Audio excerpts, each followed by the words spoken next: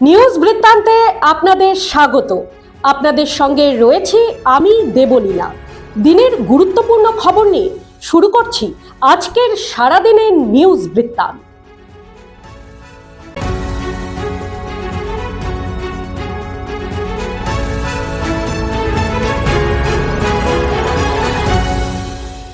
সারাদিনের নিউজ বৃত্তান্ত নিবেদন করছেন জুয়েলার্স, সোনা যা সর্বক্ষণের।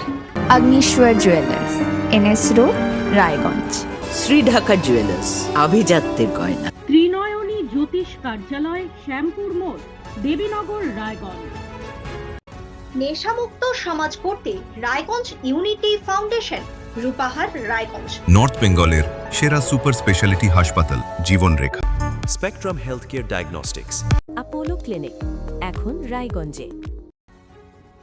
রায়গঞ্জ পুরসভার প্রশাসকের পদ থেকে ইতিমধ্যে ইস্তফা দিয়েছেন সন্দীপ বিশ্বাস। রায়গঞ্জের মহকুমা শাসক তন্ময় বন্দ্যোপাধ্যায়কে প্রশাসকের দায়িত্বভার গ্রহণ করার নির্দেশ এসেছে সরকারি তরফে, কিন্তু পুরো কর্মীদের বকেয়া বেতনের সুরাহার কোনো খবর নেই। মঙ্গলবার বকেয়া বেতনের দাবিতে রায়গঞ্জ পুরসভার কার্যনির্বাহী আধিকারিককে ঘেরাও করে বিক্ষোভ দেখালেন অস্থায়ী সাফাই কর্মীরা। তাদের বক্তব্য, আগের পুরো বোর্ড কোনো বকেয়া বেতনের হিসেব নিকেশ না করেই তাদের অগাধ জলে ফেলে চলে গেছে। পুরসভার এক্সিকিউটিভ অফিসার তাদের কথার কোনো জবাব দিতে পারছেন না, উপরন্তু না পোষালে কাজ ছেড়ে দিতে বলছেন। যদিও পুরো আধিকারিক কাজ ছেড়ে দিতে বলার অভিযোগ অস্বীকার করেছেন এবং মহকুমা শাসক পুরসভার দায়িত্বভার গ্রহণ করার পর বেতনের বিষয়টি নিয়ে আলোচনা হবে বলে জানিয়েছেন। রায়গঞ্জ পৌরসভার অন্তর্গত এফসিআই মোড় এলাকায় একটি বেসরকারি অনুষ্ঠান ভবনকে কেন্দ্র করে দীর্ঘদিনের একাধিক সমস্যার অভিযোগ তুলে সরব হলেন স্থানীয় বাসিন্দারা। তাদের দাবি, ভবন থেকে বিভিন্ন সময় দুর্গন্ধ বের হওয়া, ওপর থেকে নোংরা জল ও ময়লা ছড়িয়ে পড়া, প্রস্রাবের দুর্গন্ধ, খোলা ড্রেনের কারণে অসহনীয় পরিবেশ এবং রান্নায় ব্যবহৃত জল রাস্তায় গড়িয়ে পড়ার মতো নানান সমস্যায় নিত্যদিন ভোগান্তির শিকার হতে হচ্ছে এলাকার মানুষকে। স্থানীয়দের অভিযোগ, একাধিকবার ভবন কর্তৃপক্ষকে বিষয়টি জানানো হলেও এখনো পর্যন্ত সমস্যার স্থায়ী সমাধান করা হয়নি। এর ফলে সাধারণ মানুষের চলাচল থেকে শুরু করে বসবাস সব ক্ষেত্রে চরম অসুবিধার সম্মুখীন হতে হচ্ছে। এক স্থানীয় মহিলা ক্ষোভ উগরে দিয়ে জানান, তার স্বামী হৃদরোগী।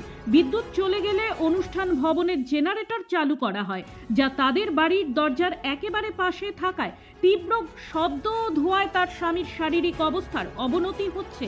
এলাকাবাসীর স্পষ্ট বক্তব্য, দ্রুত এই সমস্যার সমাধান না হলে তারা প্রশাসনের দ্বারস্থ হয়ে লিখিত অভিযোগ জানাবেন।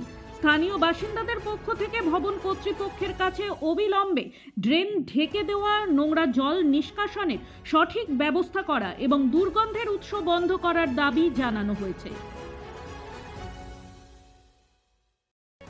নিজের দোকানঘর প্রায় এক দশক পর ফিরে পেলেন রায়গঞ্জের প্রাক্তন কংগ্রেস কাউন্সিলরের স্ত্রী। মঙ্গলবার দুপুরে রায়গঞ্জের 13 নম্বর ওয়ার্ডের আদর্শ পল্লী সংলগ্ন হাই রোডে নিজের দোকানঘর দখলমুক্ত করলেন ওই ওয়ার্ডের প্রাক্তন কাউন্সিলর প্রয়াত হারাধন দাসের স্ত্রী মানসী দাস। উল্লেখ্য, দোকানঘরটি পূর্ববর্তী শাসক দল তৃণমূল কংগ্রেসের পার্টি অফিসে পরিণত হয়েছিল। এই বিষয়ে মানসী দাস বলেন, তার স্বামী হারাধন দাস 13 নম্বর ওয়ার্ডের 10 বছরের কাউন্সিলর ছিলেন। তিনি শেষের দিকে রাষ্ট্রীয় পরিবহন সংস্থায় চাকরি পান। তিনি পরলোক গমন করার পর 2017 সালের পুরসভা নির্বাচনে কংগ্রেসের হয়ে এই ওয়ার্ডে মানসী দাস প্রতিদ্বন্দ্বিতাও করেন, যদিও সে বছর ছাপ্পা ভোটের দাপটে হার স্বীকার করতে হয় বলে অভিযোগ তার।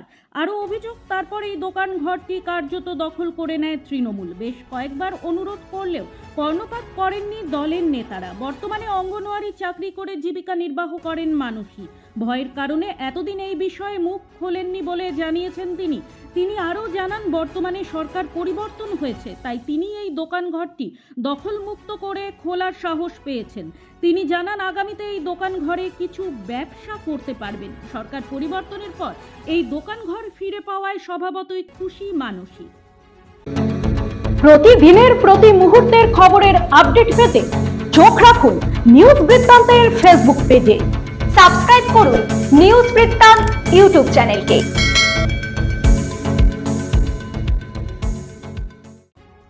রায়গঞ্জের বিদ্রোহী মোড়ে সামান্য কথা কাটাকাটিকে কেন্দ্র করে টোটো চালকের হামলায় এক যাত্রী আহত হওয়ায় মঙ্গলবার বিকেলে ব্যাপক চাঞ্চল্যের সৃষ্টি হয়। অভিযোগ, টোটোতে বসার জায়গা নিয়ে বচসার জেরে চালক টোটো বাঁধার চেইন দিয়ে যাত্রীর মাথায় আঘাত করে, ফলে তিনি রক্তাক্ত হন। ঘটনার পর অন্যান্য যাত্রীরা আহত ব্যক্তির পাশে দাঁড়িয়ে অভিযুক্ত টোটো চালককে মারধর করে বলে অভিযোগ। পরে স্থানীয় বাসিন্দারা পুলিশে খবর দিলে রায়গঞ্জ থানার পুলিশ ঘটনাস্থলে পৌঁছে পরিস্থিতি নিয়ন্ত্রণে আনে এবং টোটো চালককে আটক করে। আহত যাত্রীকে চিকিৎসার জন্য পাঠানো হয়েছে। গোটা ঘটনার তদন্ত শুরু করেছে পুলিশ। প্রতি বছর 12ই মে বিশ্বজুড়ে পালিত হয় আন্তর্জাতিক নার্স দিবস। 1820 সালের এই দিনে জন্মগ্রহণ করেছিলেন আধুনিক নার্সিং পরিষেবার পথপ্রদর্শক ফ্লোরেন্স নাইটিঙ্গেল। তার আদর্শ আজও নার্সিং পেশাকে শুধুমাত্র চাকরি নয়, মানব সেবার এক মহান আদর্শ হিসেবে প্রতিষ্ঠিত করে রেখেছে। এই আবহেই মঙ্গলবার Raiganj government medical college and হাসপাতালে আব্দুলঘাটা দ্বিতীয় ক্যাম্পাসে যথাযোগ্য মর্যাদায় পালিত হল আন্তর্জাতিক নার্স দিবস। দিনব্যাপী নানান কর্মসূচির মধ্য দিয়ে উদযাপিত হয় এই বিশেষ দিনটি। ছিল সাংস্কৃতিক অনুষ্ঠান, আত্মজীবনী ভিত্তিক মূকাভিনয় এবং নার্সিং সেবার নানা দিক তুলে ধরে বিশেষ পরিবেশনা। অনুষ্ঠানে উপস্থিত ছিলেন স্বাস্থ্য দপ্তরের আধিকারিক, চিকিৎসক, নার্স, হাসপাতালের অন্যান্য কর্মী এবং বিভিন্ন নার্সিং কলেজের ছাত্রছাত্রীরা। এদিন বক্তব্য রাখতে গিয়ে নার্সিং সুপারিনটেন্ডেন্ট অজন্তা রানী মজুমদার বলেন, আমরা করোনার মতো কঠিন সময় অতিক্রম করেছি। প্রতিনিয়ত মানব সমাজের সেবায় নিজেদের নিয়োজিত রাখি। বিভিন্ন সময়ে ব্লাড ডোনেশন ক্যাম্পের আয়োজন করি। আমরা বিশ্বাস করি মানব সেবাই পরম ধর্ম। নৈহাটি রেলওয়ে স্টেশন সংলগ্ন তৃণমূলের পার্টি অফিস সম্পূর্ণভাবে খালি করে দেওয়া হলো রেলওয়ে প্রশাসনের নির্দেশে। যদিও রেলওয়ে প্রশাসনের নির্দেশে আগামী 13ই মে বুধবার সকাল 10টা পর্যন্ত সময়সীমা বেঁধে দেওয়া হয়েছিল। সময়সীমার পূর্বেই পৌরপ্রধান অশোক চ্যাটার্জির উপস্থিতিতে তৃণমূল পার্টি অফিস থেকে জিনিসপত্র সরিয়ে নেওয়ার কাজ চলল। সংবাদ মাধ্যমের মুখোমুখি হয়ে পৌরপ্রধান অশোক চ্যাটার্জি বলেন, রেলওয়ে প্রশাসন থেকে দলীয় কার্যালয় সরিয়ে নেওয়ার যে নোটিশটি দেওয়া হয়েছে তাতে কোনো মেমো নম্বর, স্ট্যাম্প ইত্যাদির উল্লেখ নেই। তার পাশাপাশি বিজেপি নেতা সৌম্যদীপ মোদক বলেন, তৃণমূলের আমলে দুর্নীতি করে দখলদারি করে রেখেছিল পার্টি অফিসটি। বিজেপি এসেছে বলে বোধোদয় হয়ে দলীয় কার্যালয়টি সরিয়ে নিচ্ছে। 13, 14 এবং 16ই এপ্রিল ভোটদাতাদের বাড়ি বাড়ি গিয়ে ভোট গ্রহণের দায়িত্ব নিষ্ঠার সঙ্গে পালন করেছিলেন শিলিগুড়ি, মাটিগাড়া, নকশালবাড়ি ও ফাঁসি দেওয়া এলাকার ভোট কর্মীরা। নির্ধারিত সময়ে সমস্ত কাজ সম্পন্ন হলেও এখনো পর্যন্ত তাদের ব্যাংক অ্যাকাউন্টে পারিশ্রমিক জমা পড়েনি বলে অভিযোগ। এই পরিস্থিতিতে দ্রুত সাম্মানিক প্রদানের দাবিতে সরব হন ভোট কর্মীরা। তাদের দাবি, নির্বাচন কমিশনের গুরুত্বপূর্ণ দায়িত্ব পালন করার পরও দীর্ঘদিন পারিশ্রমিক না পাওয়ায় চরম অসন্তোষ তৈরি হয়েছে। এই দাবিতে সোমবার দুপুরে মহকুমা শাসকের দপ্তরে অভিযান চালান তারা। ভোট কর্মীদের প্রতিনিধিদের সঙ্গে আলোচনার পর মহকুমা শাসকের দপ্তরের পক্ষ থেকে আশ্বাস দেওয়া হয়েছে 1 সপ্তাহের মধ্যেই বকেয়া পারিশ্রমিক মিটিয়ে দেওয়া হবে। তবে নির্দিষ্ট সময়ের মধ্যে টাকা না পেলে ভবিষ্যতে আরও বৃহত্তর আন্দোলনে নামার হুঁশিয়ারি দিয়েছেন আন্দোলনকারীরা। সারাদিনের নিউজ বৃত্তান্ত আজ এই পর্যন্তই। দেখতে থাকুন, সঙ্গে থাকুন, চোখ রাখুন নিউজ বৃত্তান্তে।